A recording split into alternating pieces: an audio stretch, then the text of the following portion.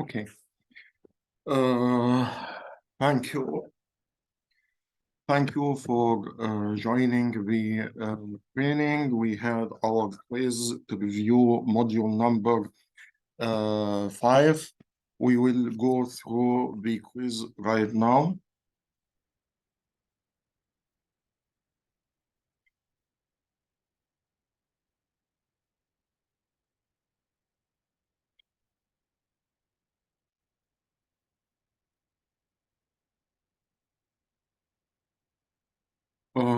First question, what is the first step in the process of creating a base image?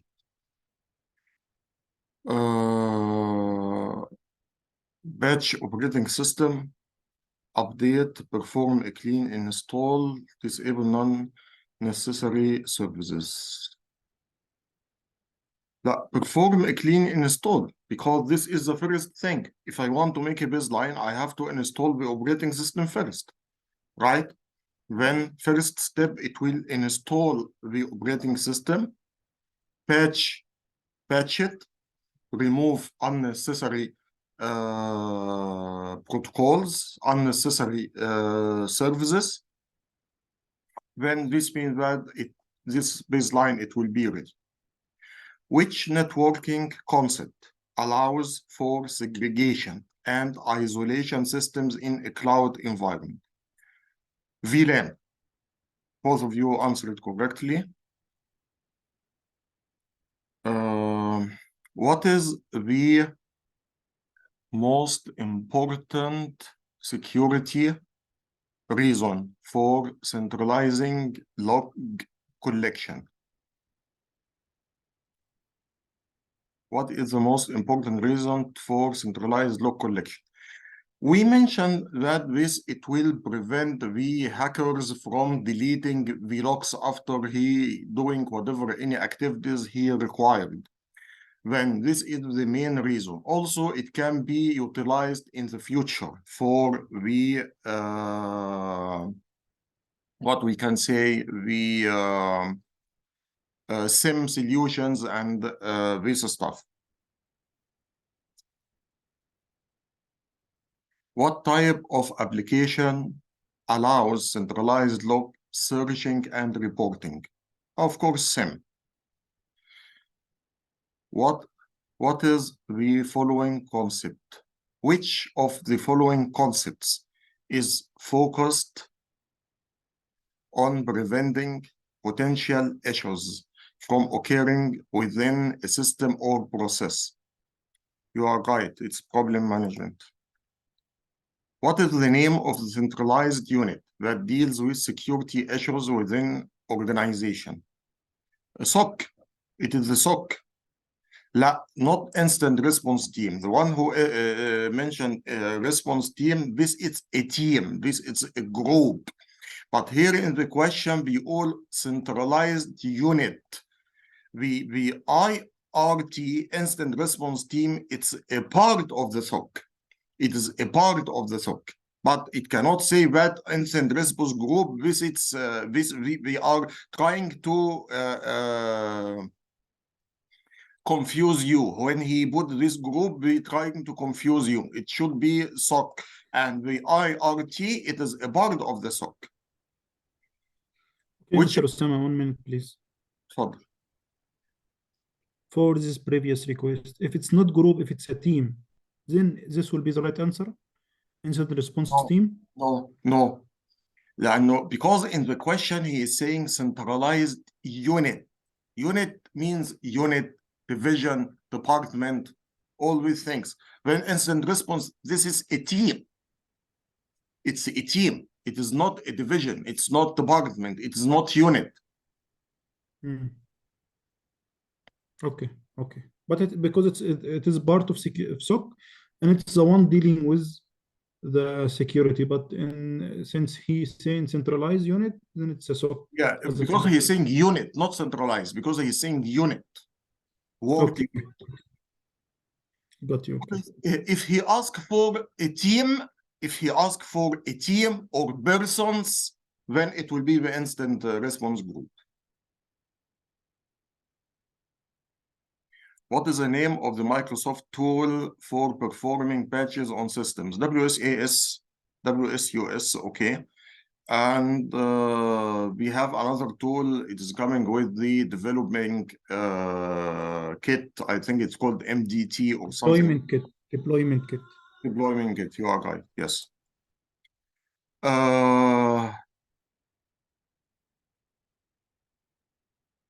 To detect and block attacks against systems. Which So type? what, sir, one question on the previous one. Since this is a vendor neutral certification, so still will they be asking anything with respect to Microsoft? Because Microsoft. Yes, yes. La. They will ask. Anything which is related to well-known products, you may be asked. It's a part of your experience. Okay. Okay. Automatically detect and block attacks against system. Which type of device would you employ? IDS, network IDS. Of course, this it will not automatically prevent when these are going to answer. Both of you answered right. IBS, you are right. Okay. Who has responsibility for forensic collection of data in ES implementation? It's cloud provider, gentlemen. Cloud provider, even in ES implementation. This is a tricky question. Anyway, leave this. We will discuss this not today in our session. I will explain this in more details. Leave it right now. Which technology allows the assigning of network configurations to a system from a centralized location? DHCP, yes. Which of the following is not a part of management plan for operations of a cloud environment? Planning, you are right, because scheduling, maintenance, orchestration, you are part of management plan. You know this, it's a very simple question. But if you are not memorize it well, you will lose it.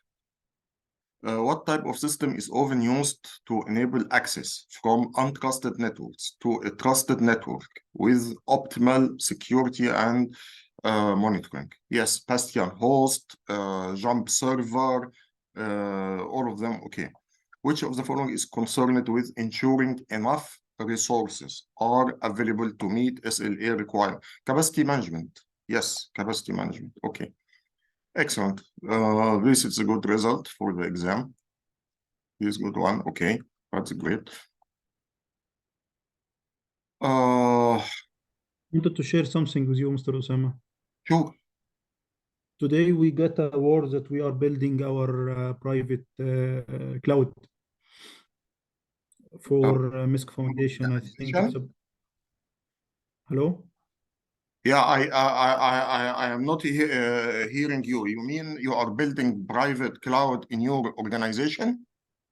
Yeah, we got a direction today. Actually, it's a big project now to build the MISC City. I don't know if you're aware of it inside. We are building something like MISC City for MISC Foundation for His Highness. It's around 250 million project to build our own private cloud, and it will be based on Alibaba Cloud. But we were building everything from scratch. We actually got the questionnaire today, and we answer some of it. But I'm a little bit confused. You mentioned that you had all your application migrated into the Azure. When now we had our application in Azure, AWS, and STC Cloud, and now we have migrated them to Oracle Data Center, which is in Jeddah. Now we get a direction from upstairs that we are building, or we will build the data center private cloud dedicated for MISC in MISC City here in Riyadh. So we will transfer everything back after 2 years or something to our data center or own private cloud. Okay. And when we had a meeting today, I shared some of the questionnaire that I learned in this course, and they were, stuttered. They didn't even know how to answer it. Also, I will advise you with another thing. Go do the training course sorry, the manual, which is the all-in-one, which it was shared by Prem for all of us. And I want you to search for the word. 1 minute, I will check it. Security professional, I think.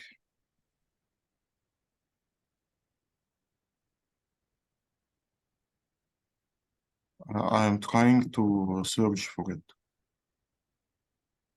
So,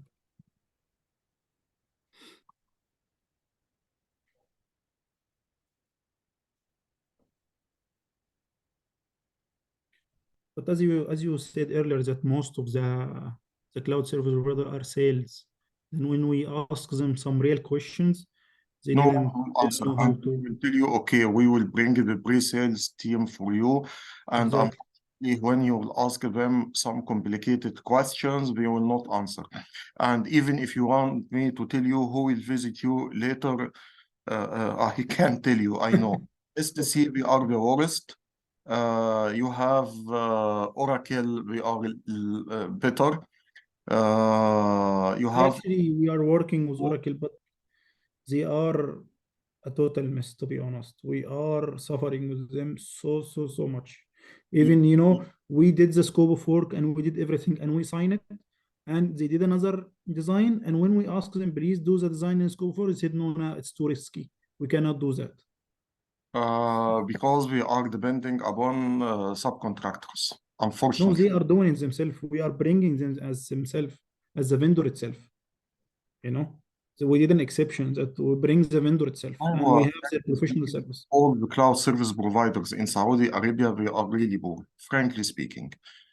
Frankly Yes. speaking, all of them are very poor. I did an exercise for all of them now, and I mentioned, please don't tell me that we want to work with any one of them. Alhamdulillah, we had an agreement with the NCA that we will be able to use Azoro, although it is outside Saudi Arabia, but still we will be able to use it.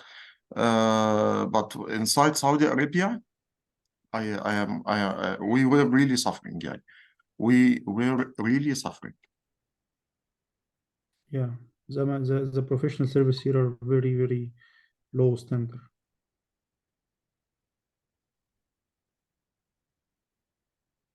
Right, okay. But what exactly you want to share? I'm trying to find there is a word which I was trying to share. It is called Cloud Security Professional. 1 minute, let me share my desktop. I will show it to you. Look here.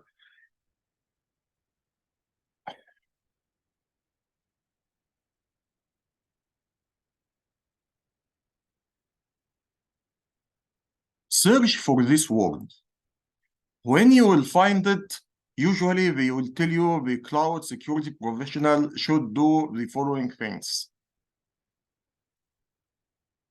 It is usually showing this, I don't know why, sorry, I think.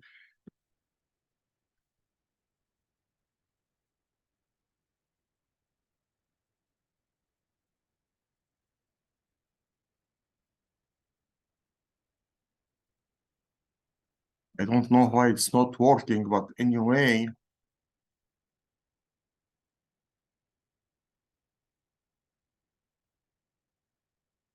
I don't know what's going on, but anyway, let me show it to you in other way. I don't know what happened with this one.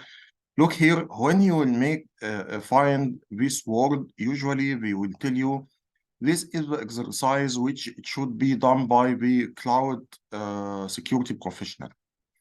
Then this it will be very important for you. This it will be the things which you have to highlight it. You have to take it as a note. 1 minute, I will try to find, I think I made this exercise myself for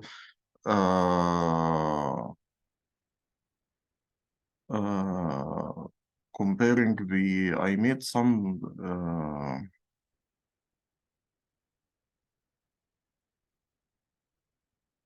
طيب, I'll tell you something because I think it's not on this notebook. It's in the other notebook. It's for my office. I made a checklist for everything I want to compare against the cloud service provider and evaluate it.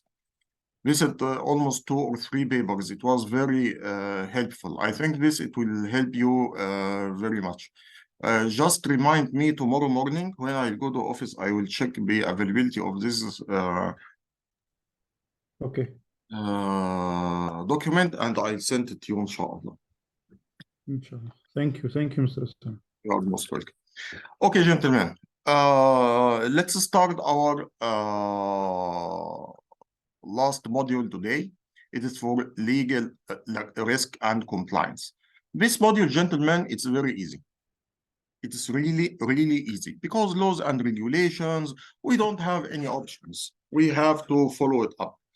And the law, it will tell you so and so. That's it. I will not be able to play with it. There is no tricks, nothing.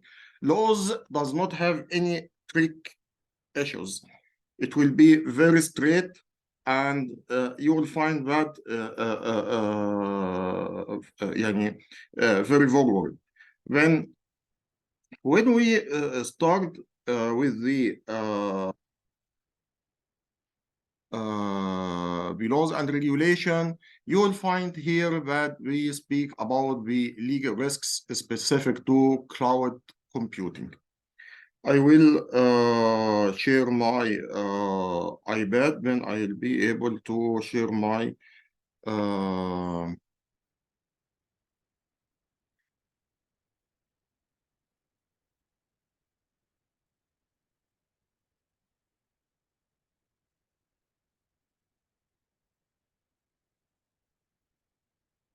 okay, I think we are ready now. Evaluation of legal risks. Legal risks. Of course, this related to cloud computing.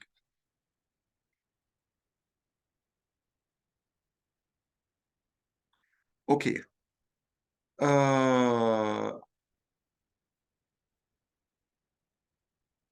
Usually, gentlemen, when we are speaking about the risks or any challenges in the cloud, we are trying to compare this challenge with the current situation in the normal data center. In the normal data center or the traditional data centers, risks are very clear, and environment also is very clear. Even if you have outsourcing services with a third party, still everything it's clear and we don't have any confusion because we know exactly what do we require, and you may have a permission to audit your service partner and force him to implement all these required security controls. But now in the cloud, when we start to compare it with the cloud, we will find the scenario is totally different. Why? Because the cloud provider actually owns and operates the overall system and services. The cloud service provider owns and operates the cloud infrastructure. And this makes sense. You are not owning, you are leasing, and he is the owner, and he is managing the infrastructure on your behalf. Also, one of the other challenges for the cloud is the multi-tenancy. As we mentioned, multi-tenancy, this means that it will allow more than one customer to use the same host in form of virtual VMs or virtual machines. Then this means that the cloud service provider, he is not dedicated for you. He is also dedicated for the other organization. As you are one of his customers, we are his customer as well. When we will come to the legal responsibility for data, legal responsibility, or who is responsible for data it uses and stores, you will find that usually we agree that the user he is the owner, but actually the cloud provider he have the permission, not permission, I mean he have the control over the data. He have the control over the data. Of course, this control, it will be arranged by service level agreements, it will be arranged by contracts and so on, but still we have the same scenario. Also, gentlemen, it is very important if you are dealing with some data which require special certifications, standards, laws and regulations based on the field which you are working in, then the same security standards and laws and regulation compliance should be valid with the cloud service provider. And for example, if you are a hospital or a clinic or whatever, and you are dealing with health information for persons, then you have to have the standard of the HIPAA for United States. Or if you have a financial institute, then you have SOX for financial financial institutes. These laws and regulations are very important. Unfortunately, we don't have a specific entity or authority which is able to coordinate between all the countries for the laws and regulation. This, it will lead that you may find some conflict between different jurisdiction and different countries, and this which we call laws and regulations conflict. Laws and regulation conflict. In each country, when your data is reside, you have to understand the laws and regulation which you should comply with. With each activity or field in the market, you have to understand the laws and regulation which you have to comply with. Then this means that the laws and regulation, it depends upon the location. Where are you running your business? Where are you storing your business? Also, what is the field of your operations? Then, for example, when we are speaking about United States, we will have some rules like HIPAA, HIPAA. And HIPAA, this, it is used, as we mentioned before, for protecting the medical records of the patients and hospitals, insurance, whatever, any information related to health status of persons. Okay. Also, you have SOX. What is SOX? SOX, this is Serbian Oxley. I cannot remember it, but we will cover it now. Sarbanes-Oxley Act. Okay, we will cover it in details now, but this is responsible for protecting the financial institutes, users' rights. Also, if now this it's related to what? This related to country. We have some rules related to country, which is HIPAA and SOX. It depends upon the field which you are using in. This it's health, and this it's financial. Also, if you are dealing with federations, or if you are interact with federal agents,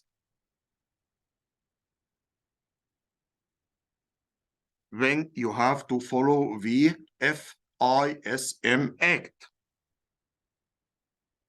And please take care of this word. When we are saying act, it is a law. I don't have any option. You must comply with it. Type, I will not comply with it. That's fine. You don't want to comply, that's fine. But you will be subject for penalties, for jail. There will be some laws and regulations, penalties, and you will be against the law. We don't have here, even in some situations, gentlemen, you will find one of the questions. It will tell you that there is a new act. It was announced in your jurisdiction. Then what will be the next action? Usually people will do risk assessment and all this stuff. No, this is wrong answer. When we will have an act, we don't have a risk assessment. We don't have a risk assessment. We have to apply it. That's it. You have to apply it. No risk assessment when you will have an act. Okay. Then this, if you will have an interaction with federal agencies, then you are using the FISM.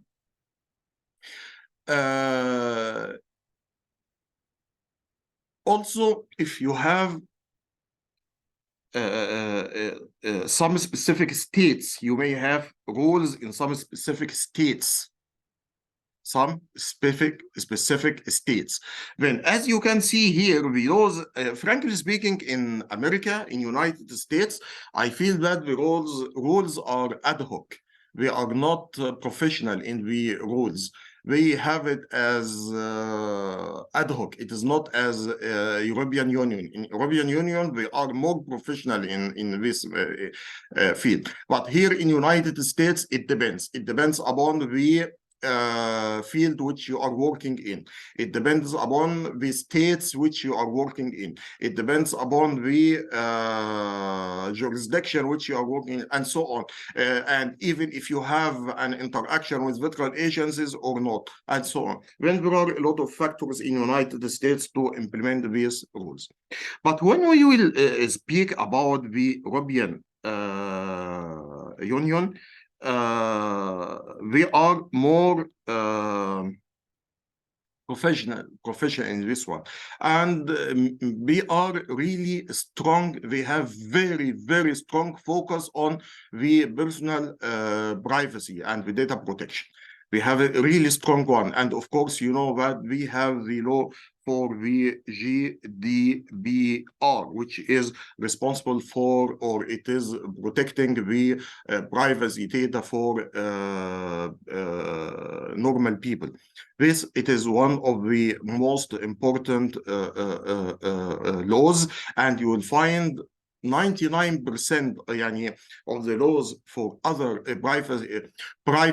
privacy laws of other countries are driven from this standard. You know, when you will have any security controls and all this stuff in any place all over the world, when they will tell you it is driven from NIST and ISO. And again, when we are speaking about security and privacy laws, it is driven from the GDPR. When anyone will come and tell me, please, I want to understand the laws of privacy in some specific countries, I'll tell him, forget about this law, go to the GDPR, understand the GDPR, when at least you understand 90 to 90% out of the laws which you want to understand, and after that, the other 5% you can catch it from the paper document or the law document itself. Also, we have many standards not related to the country. As the BCI DSS, and this is the law, not law, it's a standard, which it is related to the protection the assets for these organizations who are planning to use the credit cards, Visa, MasterCard, and so on. Also, we have the ISO and standards. These are not laws, gentlemen. Please take care about this. These are not laws. These are standards. When the standard, it's, as we mentioned before, standard, it's a document of requirement. If you will implement it, you will get some features. But if you did not implement it, I don't care. This it's nice to have. You will have an organized organization. You will be well recognized in the market. You will gain your customers' trust. You will have a good reputation and all this stuff. When these are the benefits of a standard. But for the laws, when we say law, or we are saying act, this is by law. But what will happen if I did not follow this? You will be in real trouble. Why? Because you will be subject for penalties and fines. And in some situation, you may be subject for jail as well. Okay? One of the most important points when we are speaking about laws and regulations and risks is e-discovery.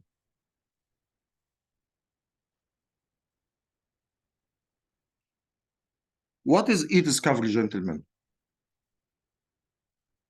What is e-discovery? It is called as electronic discovery, wherein in case if there is a kind of a court order or a subpoena, or in case if there is a kind of a forensics involved, I mean, say in case of any cyber crime which is involved, it is a process of discovering the evidence so that which would be evaluated to evaluate how the crime was happened. Okay. Collection, I mean, collecting data, evidence, everything. You are right. This is the right answer. The e-discovery, gentlemen, this is the process of searching, identifying, collecting, securing data and records. And this, it will be, ultimately, it will be for criminal or civil legal proceedings.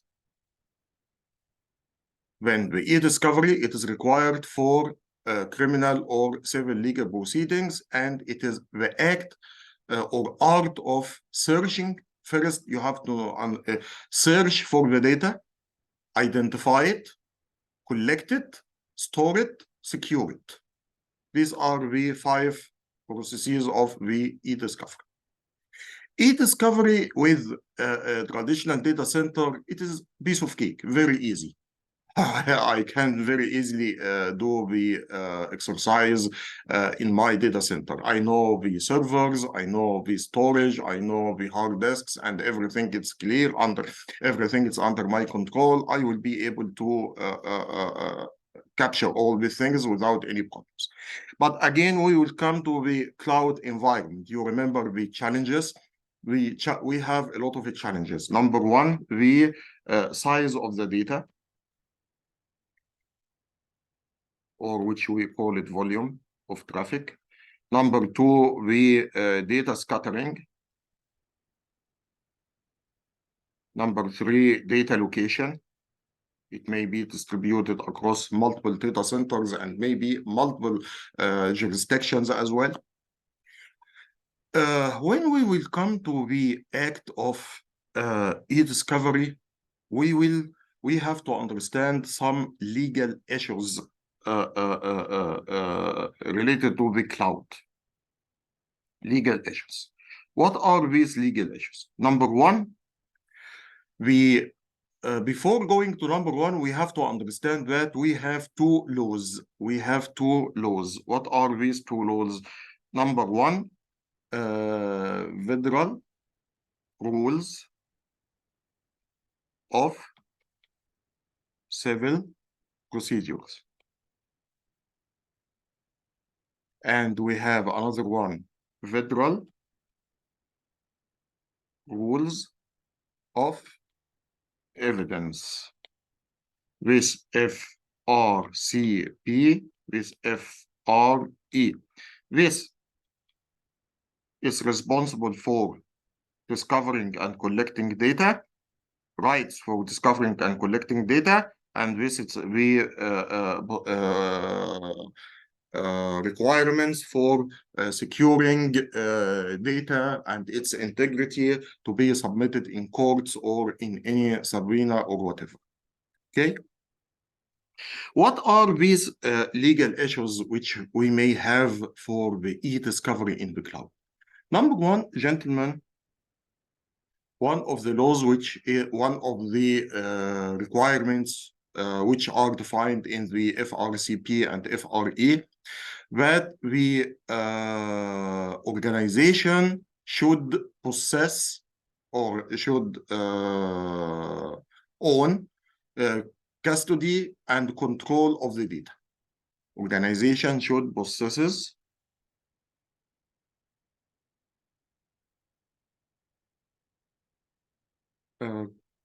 custody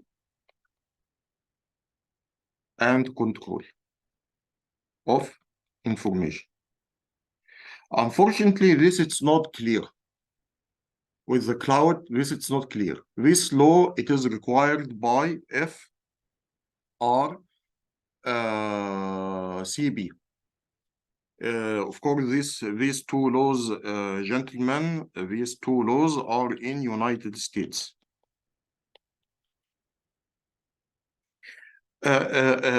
This, it is not clear. When we are speaking about this one, it is not clear for the possession and the custody and control. Because as I will tell you, okay, in traditional data center, everything it's clear, everything it's easy. I can capture the data from the storage. I can store it. It's under my control. And I will say whatever you want, and all of us will be very happy. But with the cloud, again, it is totally different. Why? Because the data it's scattered all over the cloud service provider data centers. It may be scattered over the virtual environment. It can be scattered over virtual machines. It can be scattered over storage devices. It can be scattered in multiple data centers. It can be scattered over different jurisdictions. And all what we mentioned here, it makes sense and logic and acceptable for us in the cloud environment. But unfortunately, from a legal point of view, it is not acceptable. Then today, if we had an information in one VM, this VM, it can be migrated into other hosts. This host, it may be in the same data center or maybe in another data center. Now, how you can say that this data, you have a full possession, custody, and control? Of course not. Why it is not? Because it's a shared responsibilities between the cloud service customer and the cloud service provider. With cloud service customer and cloud service provider. And when we will immediately come to shared responsibility, then okay, again, I will say the SLA and the contract, it should mention all the rules and responsibilities for the e-discovery and whatever any related points as we will explain later. This task number one, legal issue number one. What are the others? In FRCB, they mention that the data custodians must have full knowledge about the internal architecture of the systems and networks. Then we will be able to collect the data. That's fine. This is the FRCP law. This is the Federal Rules of Civil Regulation law mentioned that. But unfortunately, now this again, it's not easy. How can I understand the internal architecture? There is no way to understand the internal architecture. Why? Because internal architecture, it will be only for the cloud service provider. Do you think that there is any cloud service provider who will give you a detailed information about his infrastructure? No way, because it means that he increased the risks which he can face, and he can compromise his network. Then here, how we can understand the internal architecture. Sir, we can actually ask the SOC to report of the cloud service provider, so that we can know all the controls of the infrastructure from the course, SOC report. no one he will agree about this. No one, no way, no way. Do you think that if there is any cloud service provider, he will give you a list with all the security controls he implemented in his site? Of course not. Okay. Because if you will know the list of these controls, if you will open the internet, you will find a lot of bugs in these controls, and you will try to work around these controls and take control over his network. No one he will allow you to do this. No one. Don't try. Don't even ask. The only thing which you can ask, that he can provide you a report by a third-party auditor to audit the network, or a certification that he is ISO or NIST compliant, or something like that. This it's okay, because it is a third-party auditor. He will have NDA and all this stuff. Okay. Then, based on the type of the cloud model, it defines how your information about your internal architecture. Of course, in ES, you will have some more information. Why? Because the only thing which you don't know about it is the network. But for the application, for the data, it's under your control. Then this architecture part you understand, but this part, it is transparent for you. You don't know anything about it. You don't know, even you don't. If I ask you, do you use VMware or Hyper-V? I don't know. You don't know. Fine. What about the PaaS? PaaS, the information which you know it is less, because the only thing under your control, it is the data and the application. And of course, in the past, it is the worst. You don't have anything about it. The only thing which you can have some limited customization for the SaaS application. Limited customization for the SaaS application. These are the challenges which we may face in the cloud. Any questions? Yes, one question here, Mr. Osama. Okay, we have 3 modules, and we have ES, PaaS, SaaS. We know that. I mean, is there a framework, or is there a standard something? When a cloud service provider want to do a SaaS solution, they will use this framework, or every vendor do it by his own and doesn't share what he did. He just gives you the service. Every vendor, he will do whatever he wants.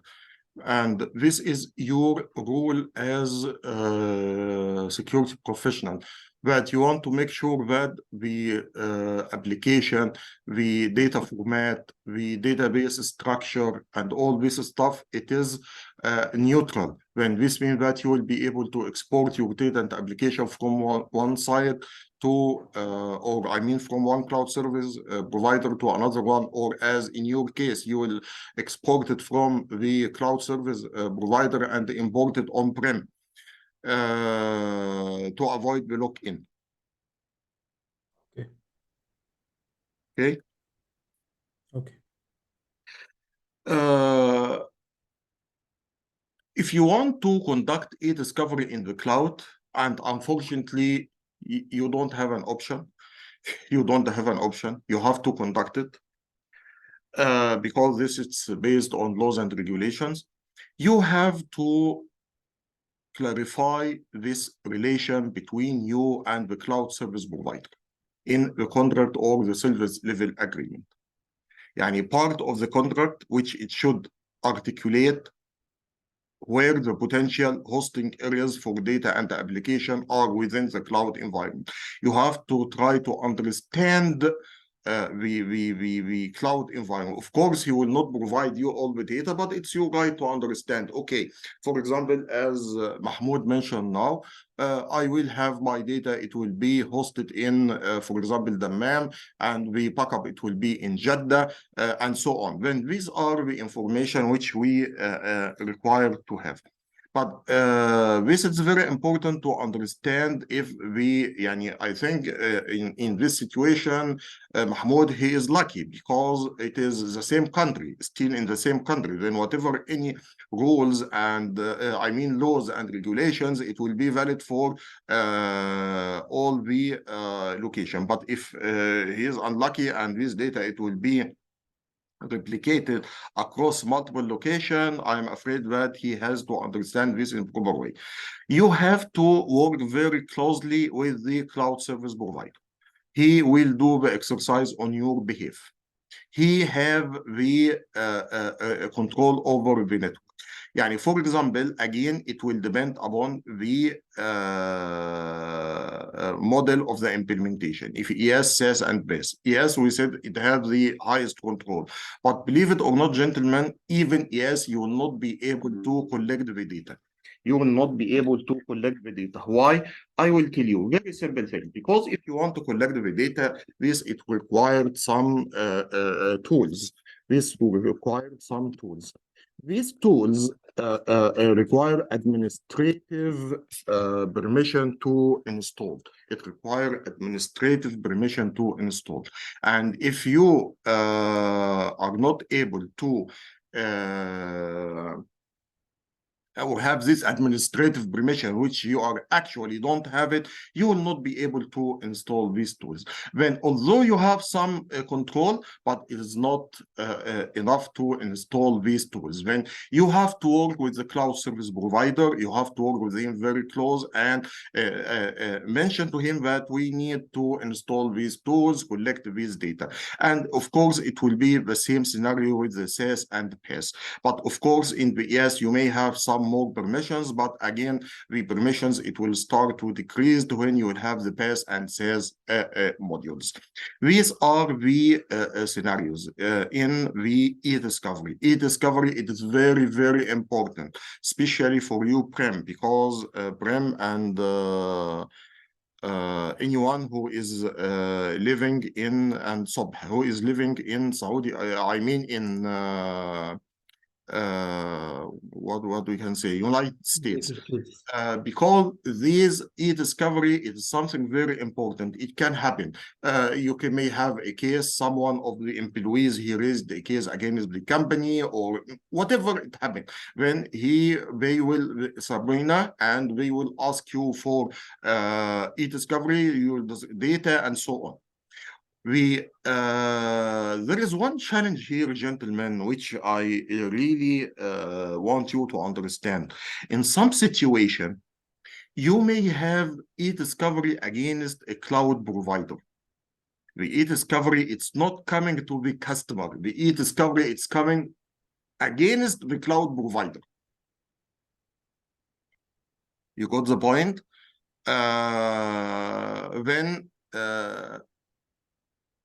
The cloud provider should inform the customer about this. He should inform the provider, the cloud customer, about this point. This is very important. But you have to understand this point. This is very important, gentlemen.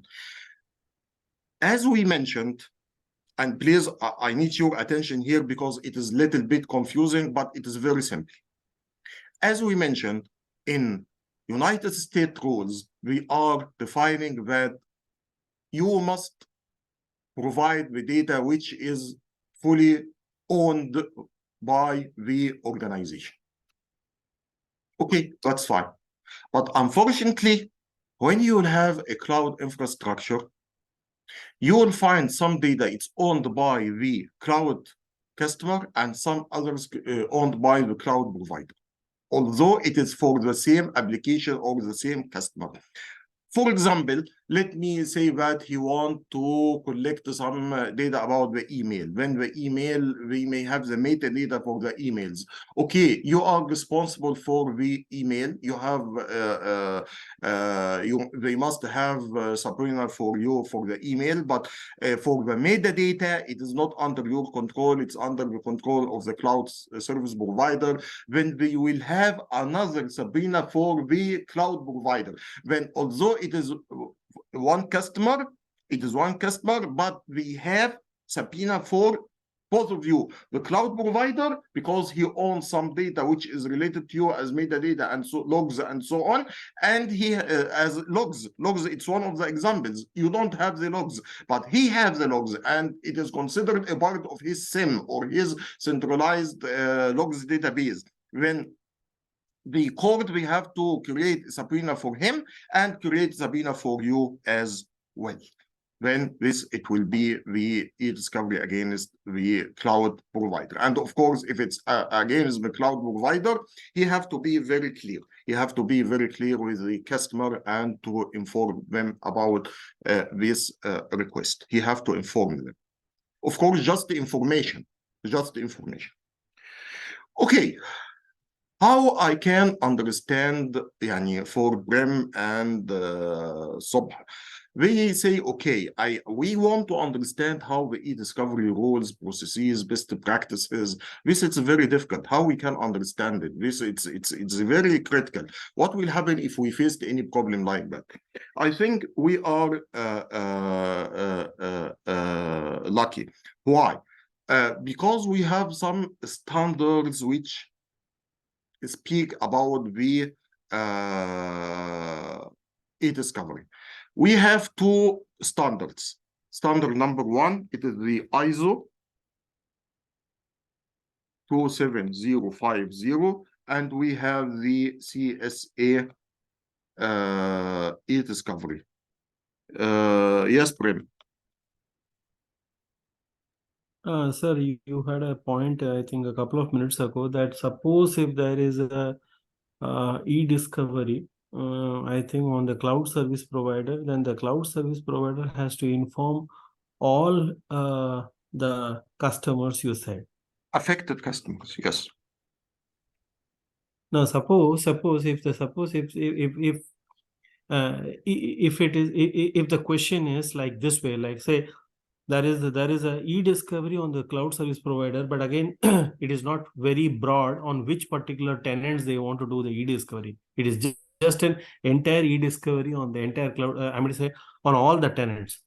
Even in that case, is it mandated that the cloud service provider has to inform? Suppose if the e-discovery states very clearly that I want to check on the tenant number A who is actually availing the services from your service, I'm going to say from your data center or from you, then okay, I will have to inform to the cloud customer stating that, hey, there is an e-discovery from FBI or whatever, and I will have to share your data because of these things. But in case if it is a generic, then what will be the case? Generic in the sense, I'm going to say if there is no specific, there's no mention about the tenant at all. If it's generic and it will not affect any tenants, then that's fine. We don't have any problem. No, we do not know whether it is going to affect the tenants or not. It is a generic thing. I mean to say there is a e-discovery. They say that we see that some of your customers, we do not know how many customers, some of your customers' data are probably have gone to a particular state, let us say China or North Korea, where you should wait. This is specific for customers. This request is specific for customers. But we are speaking with the cloud service provider because he hosting the data. When I don't have an option here to say yes or no or whatever, no, it's over. I will show it to you because this point we were discussing yesterday and I found the answers. It's coming after a few pages.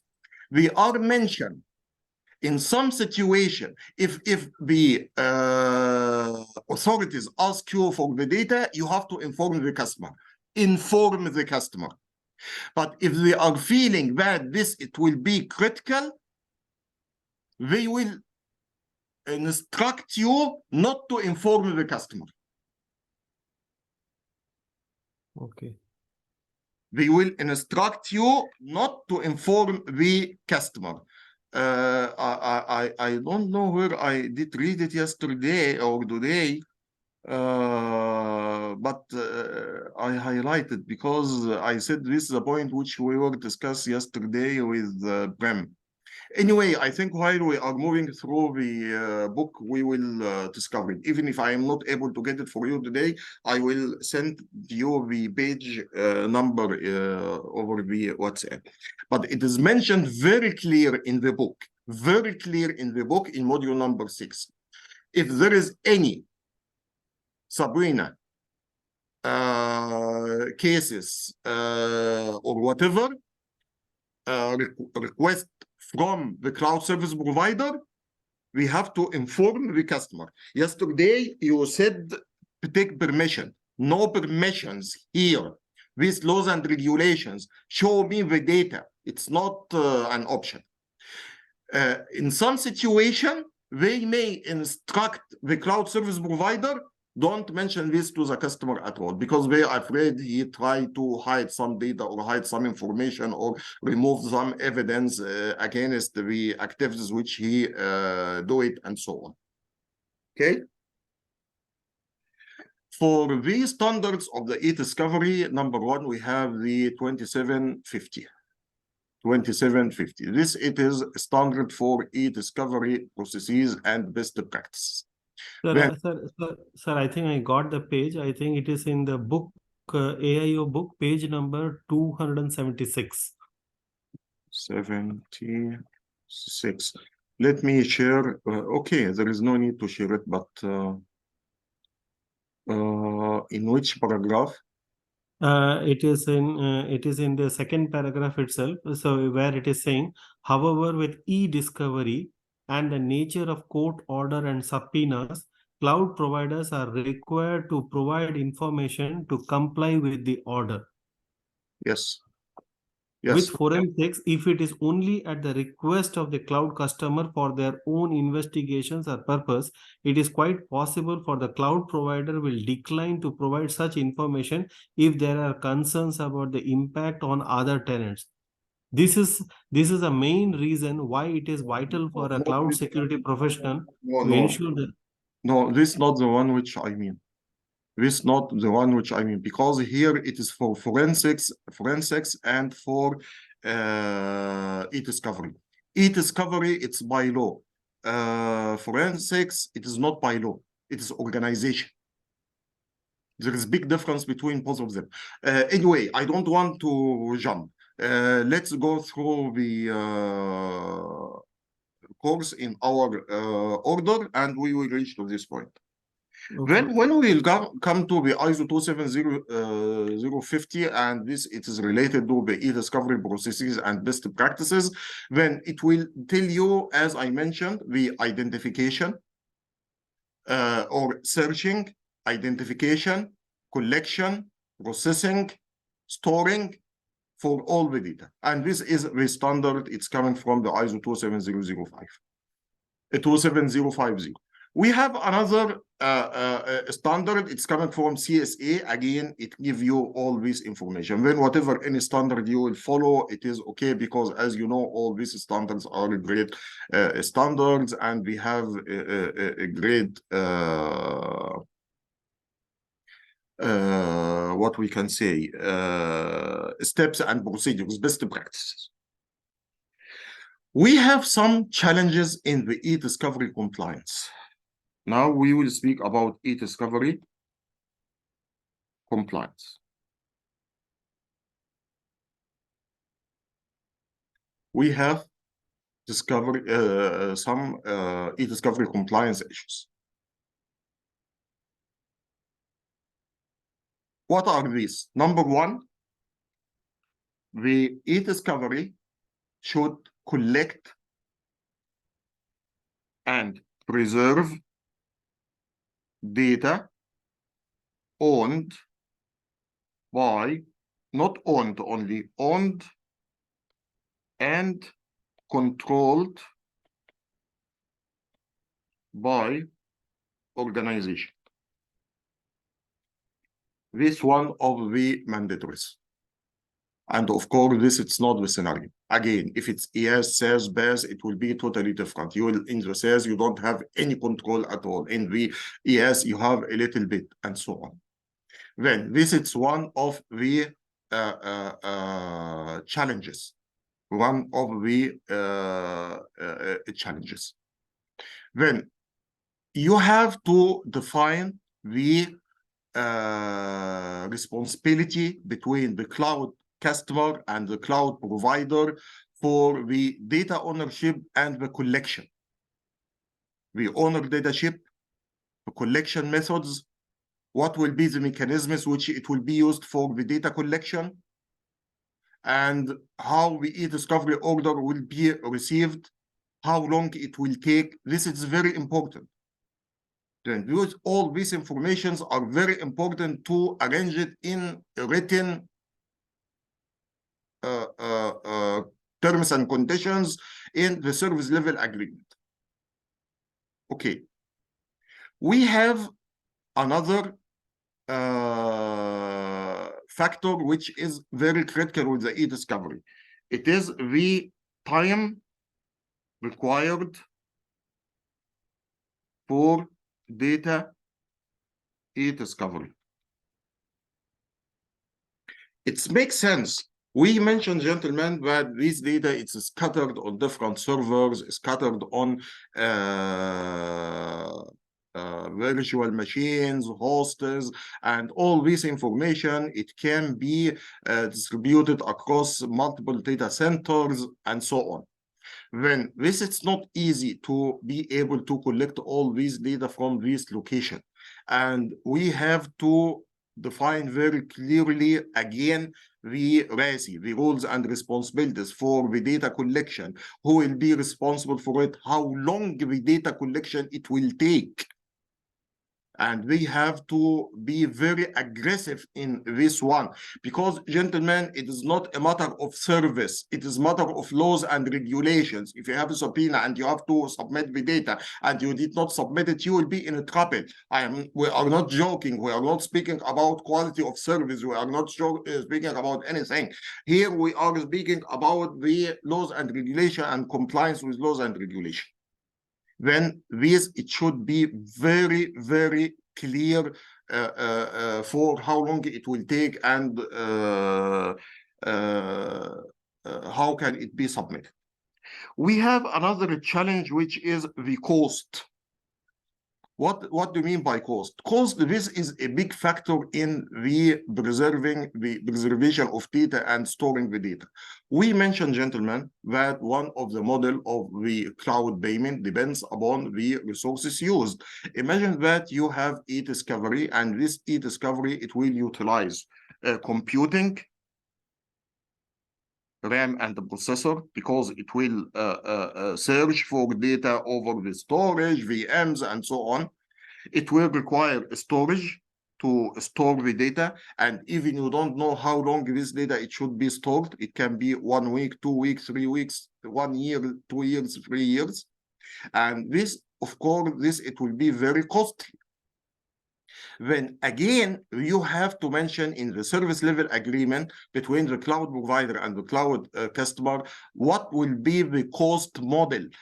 Of course, it will not be as a normal operations, because this data, it is a matter of legality or whatever. Then there may be a different model or pricing model, which it should be taken in the consideration. Then these points which are the really important for the customer and for the provider. You have to clarify how the data will be collected, how the data will be reserved, how long it will take, how it will be the cost, how they will provide you the data. All this information, it must be written in terms and conditions. Okay.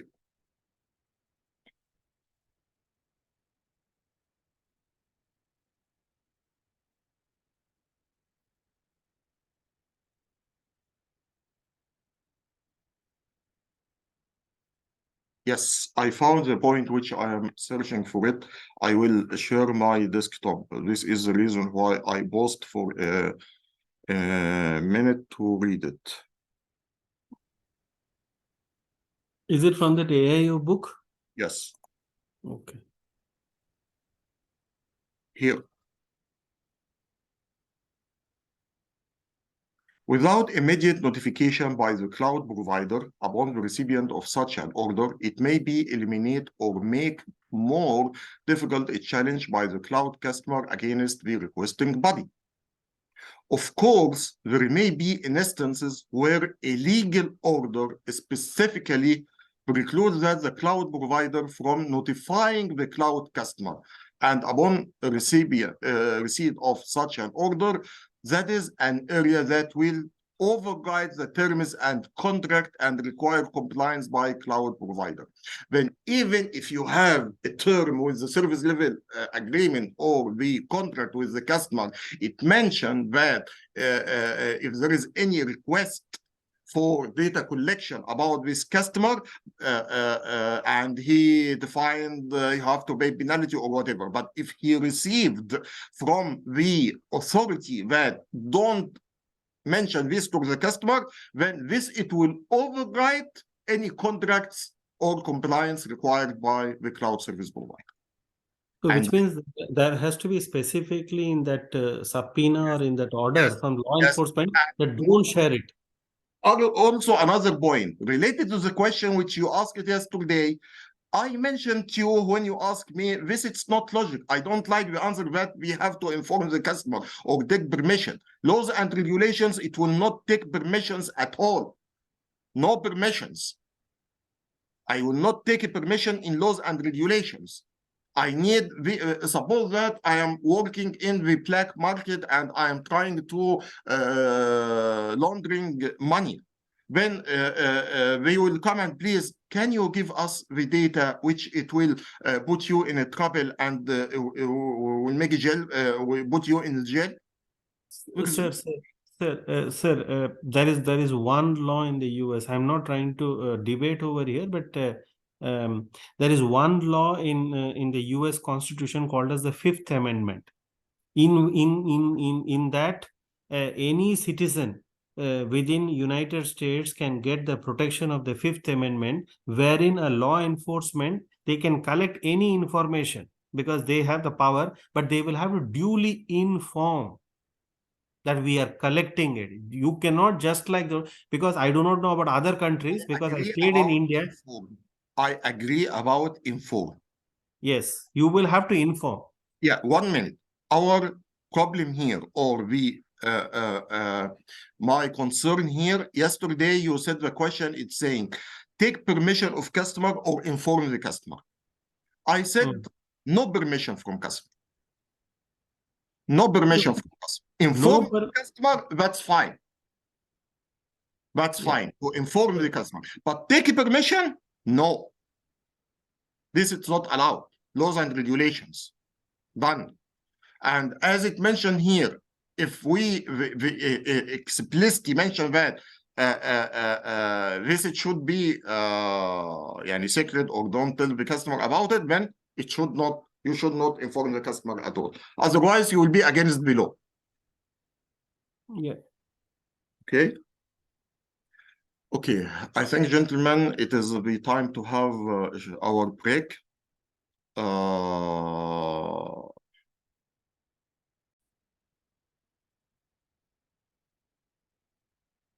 Okay, gentlemen.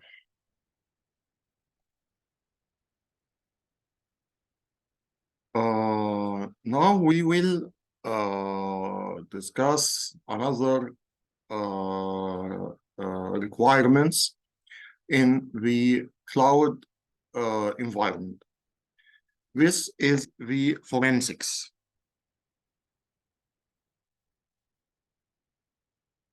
We spoke about the forensics before, and we said that it is the application of applying scientific and systematic process to identify, collect, preserve, analyze the digital information and evidence.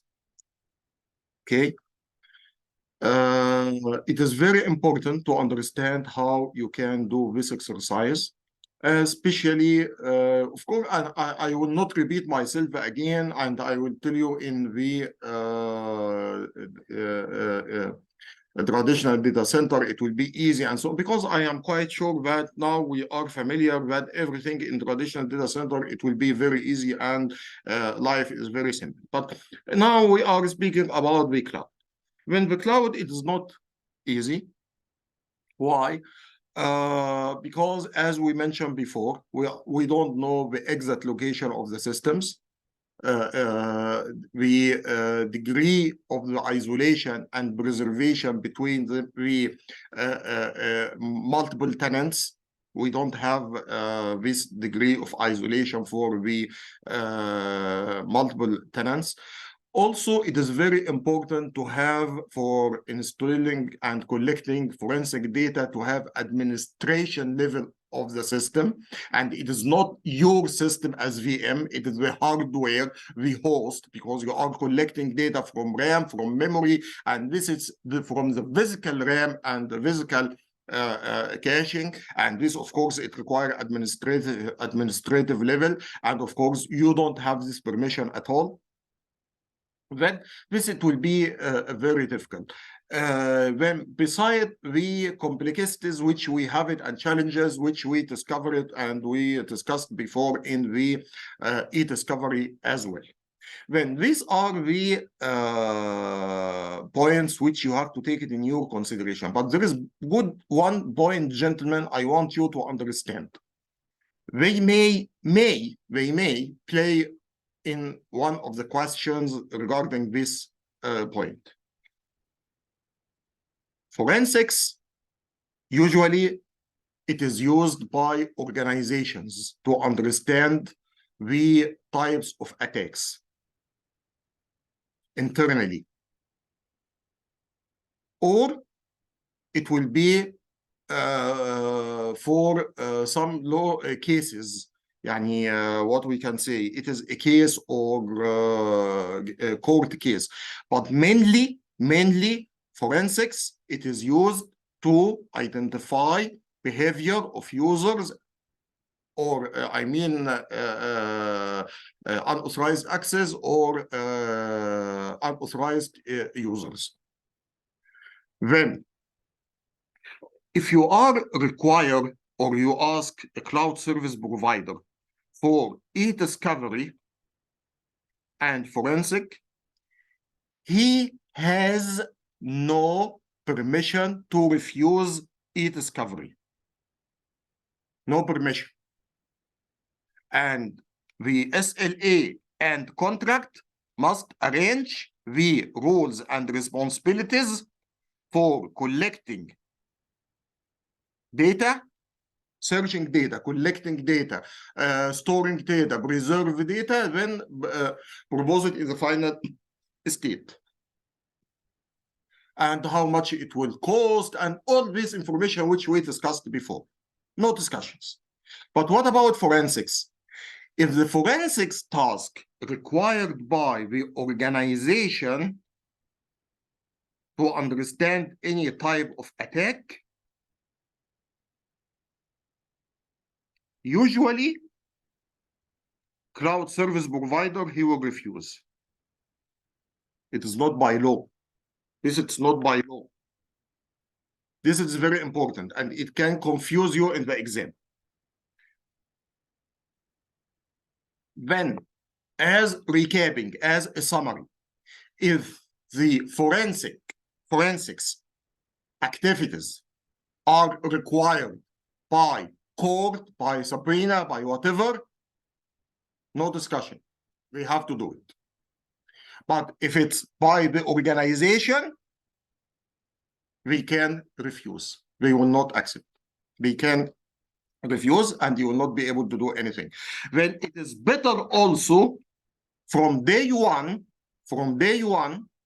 to mention in the contract all these things here as well for forensics. If it's mandatory for your organization, you want to understand the nature of the attacks, nature of applications, nature of disgruntled employee, unauthorized access, whatever any reason for forensics, then you have to highlight it and mention very clear in the contracts and the service level agreement. This is the point which I want to highlight here to avoid any misunderstanding or confusion in it. We will have another topic for understanding privacy issues. We have two types of privacy data, gentlemen. We have two types of privacy data, and you have to be able to differentiate very well between them. Number one, it's called contractual BII. Number two, it is regulated BII. What is the difference?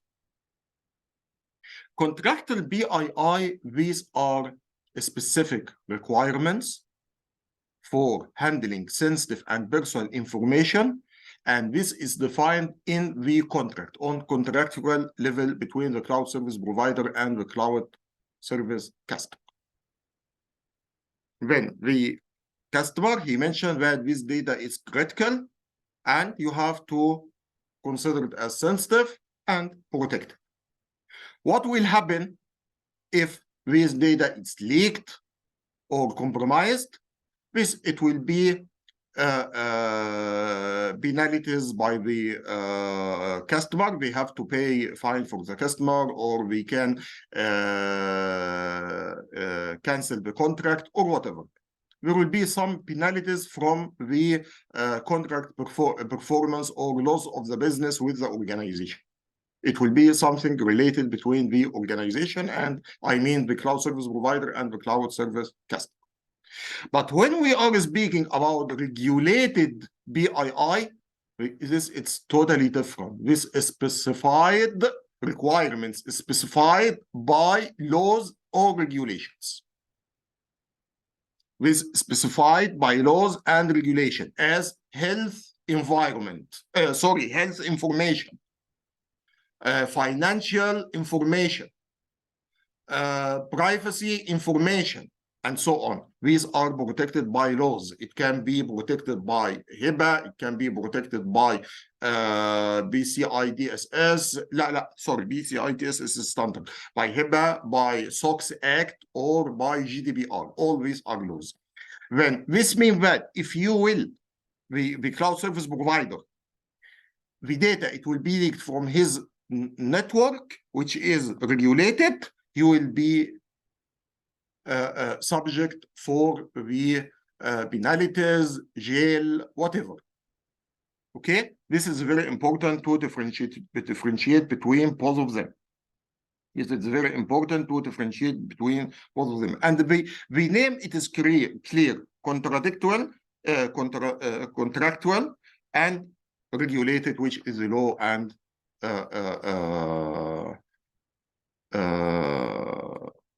laws and regulations.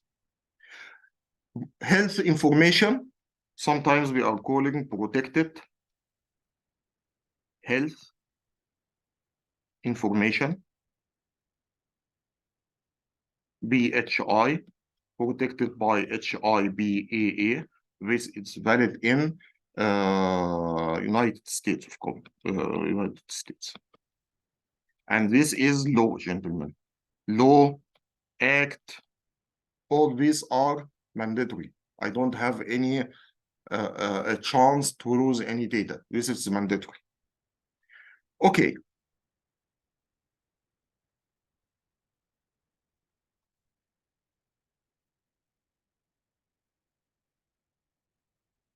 If we want to speak about privacy related to each country, then let's start with the United States. United States, we don't have a rigid single law. We have multiple federal laws.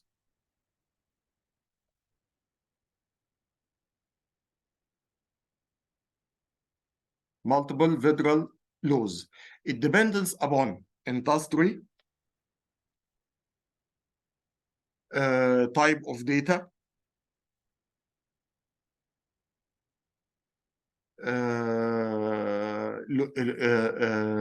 location, يعني not location, let's say state. There may be some laws for states and so on.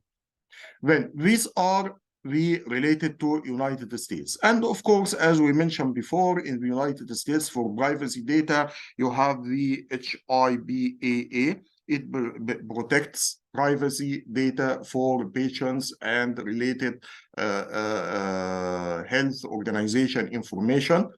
You have the SOX. This protect privacy data for financial institutes and so on. There is another law in the United States is called the Graham-Leach-Pilley Act. Act. What is this? What is this? This, it is known as Financial Moderation Act of 1999. It is focused on, to protect the PII in financial institutions.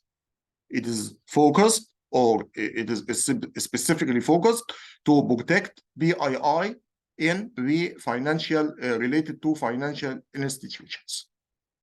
The Graham-Leach Act, it has three main components. Of course, I know that it is not important to know the details of X, but there are some small things which you have to know it, and this one of them. What are the three important components of the GLBA Act? GLBA. Number one, called Financial Privacy Rule.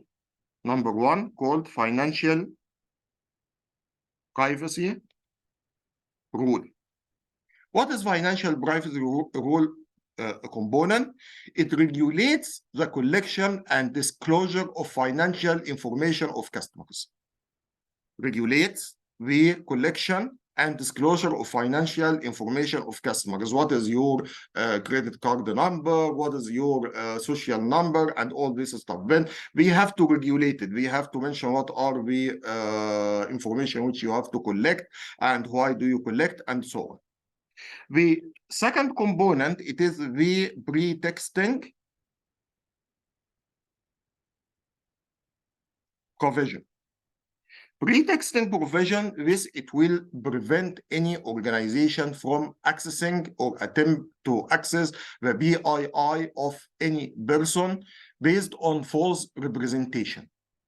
This means that they come and say, I am representing a government, or I am representing police station, or whatever. This is not allowed. You have to make sure that there is no pre-texting this identity, and we have to prove that we are authorized or we are legal users, that we can see the information. The last components, which is the third law, it is safeguard rule. And safeguard rule, you will find it in whatever any law in the world. This, it will security safeguards and countermeasures required to save the data or the privacy data. These are the security controls which are in place to protect the data. These are mandatory. If you do not provide these safeguards, you will be in trouble and you will be exposed to some penalties or fines. Okay, this the first law in the United States. We have another law. It's called the Sarbanes-Oxley Act, which is SOX. SOX, it regulates the accounting and financial practices by organizations. Whatever any regulation, this regulates the accounting and financial practices used by the organization. And of course, this they have their own rules about what are the data which it should be collected, how it will be collected, what are the security controls, how this data it will affect the IT, and their methods of collecting the data, storing the data, protecting the data, what will be the burden on the network and security controls, and how you will protect it. You have to provide security controls over the network, physical access controls, disaster recovery, and so on. This is the Sarbanes-Oxley Act. For European Union, they are more rigid and professional in the protecting the PII. We are really more professional. And of course, all of us know the law of the which is used by European Union. It is the GDPR. GDPR, it is the General Data Protection Regulation. General Data Protection Regulation. In the General Data Protection Regulation, it is controlled the how data it will be collected. You have to take permission from the user to collect the data and to use this data. You have to inform him how the data it will be processed and stored. Organization, we must provide access for the users to delete their data at any time without any questions. They have to provide them the permission to process the data and update the data to keep the data secure. The organization who owns the data which they collect, we have to work with the any operator or the data operators who will use this data. And also the GDPR mandates if there is any data compromise or data breach, we have to inform the authorities or the government agencies within 72 hours. 72 hours of any data breach or leakage. Okay, this GDPR. Finally, we have in Russia, and Russia just know that we have a law which it will protect the privacy, collecting data, processing data, and so on. That's it. It is only 2 or 3 lines for the Russia data. Then they want you to understand the concept between the differences between these terminologies, gentlemen. Although it is very simple, but it's very important. And I want to make sure that you are understanding them very well.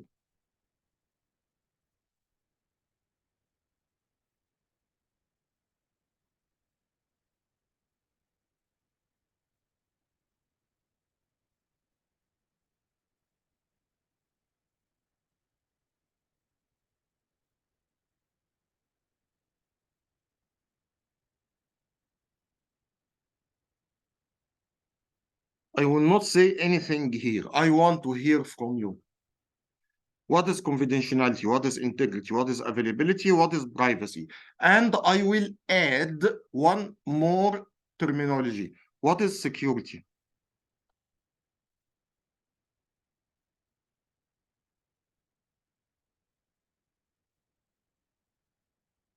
Any Yeah, these are, I think, the 5 principles provided by AICPA. AICPA for any privacy program. I think it is called as some CPP or something. By data confidentiality, you mean that only authorized users are provided access for that information or for the data. By integrity, we mean, I think the first three letters, CIA, these are the foundations of any security management. So integrity again relates to, I mean, if the data is being changed or manipulated, to maintain the sanctity and the originality of the data.